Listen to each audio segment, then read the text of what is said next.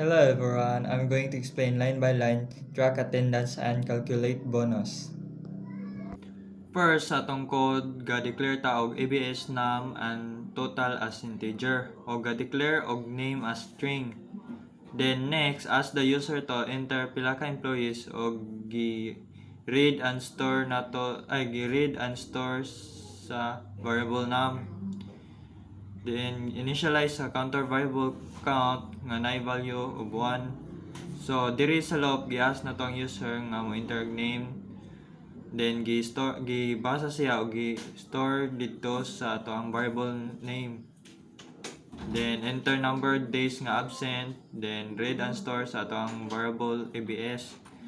If ABS, which is ato ang kuan is absent, equals 0, then na siya bonus nga 200. Then i-assign na nato ang total og 200. Then else bonus 0. Then increment 1 sa to ang counter variable nga count. Then loop while para mo continue ang loop until ato ang count is greater than our num. Then display total bonus for all employees.